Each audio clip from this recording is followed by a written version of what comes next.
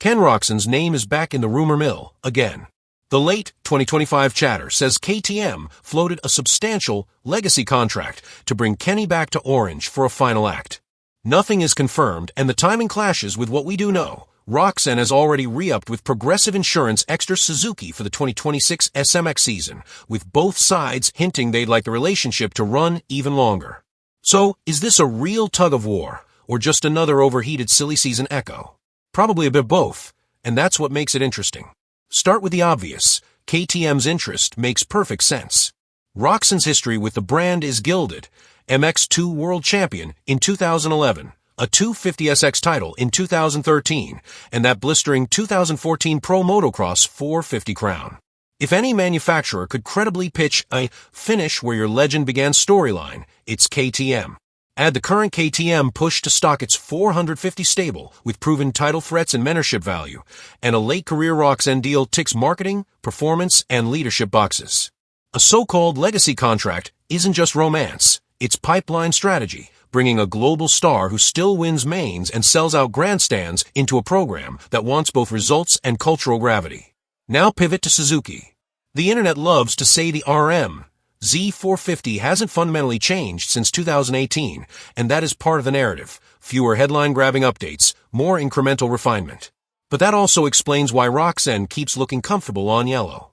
He's got a known, stable platform built around his feel, sharp corner entry, predictable chassis feedback, tons of front-end trust, and a team that lets him chase that workmanlike, race day consistency. It is fair to ask, what has Suzuki done for Kenny lately? But the better question is, what has Kenny been able to do because Suzuki stays out of his way? He's built a program tailored to his body, his training cadence, and his preferred setup window. That has value especially for a rider who's managing mileage across Supercross, select internationals, and the media load that comes with being Ken Roczen. The why not KTM argument usually goes technical and team dynamic. On tech, KTM would put him on their latest 450 SXF package, newer chassis characteristics, different flex profile, different engine character, and likely a hydraulic clutch expectation unless he pushed for exceptions. A return would mean a fresh adaptation curve. Does he gain enough outright performance to offset the cost of switching from a bike he can ride instinctively? Maybe. But changes at this level are rarely just about lap time. They're about recovery, repeatability, and confidence when the track turns ugly at minute 18. On team dynamics, a KTM move could intersect with other contracts. If the speculation says KTM would only take Roczen on a new bike and maybe not renew Plessinger, that's a real domino line, because you're not just signing a marquee rider. You're reshaping a locker room. And yes, the Tomac Roczen super team idea would be a ratings dream, but it also compresses expectation. 2 alphas under one tent is a thrill and a pressure cooker. Health history always gets dragged into this conversation, often unfairly pinned on the brand. The injury cloud that followed Roczen around 2015 to 2017 wasn't a one-line equipment story. It was a complex period that he powered through to re-establish himself as one of the most complete riders of his generation. At 31, with modern sports science, sleep and HRV tracking, tighter calendar planning, and smarter load management, a 4 to 5 year high-level runway isn't just possible. It's realistic if he avoids major setbacks. That longevity case is exactly why both manufacturers and their sponsors would be willing to make sizable bets. He's still one of the best competitors on Earth, still a ticket seller, still a main event closer. So why does the legacy KTM rumor persist when the Suzuki extension is signed?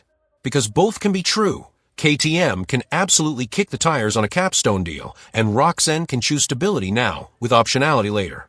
Riders and teams increasingly structure contracts with performance triggers, off-ramps, and media/appearance components that let everyone keep doors cracked for the future. A civil not now isn't a never. If anything, the rumor underscores how valuable Roczen remains to the sport's 2 biggest narratives, orange excellence and yellow defiance. The competitive lens matters, too. On Suzuki, Roczen continues to weaponize racecraft, bike placement, and whoops precision on a package he knows.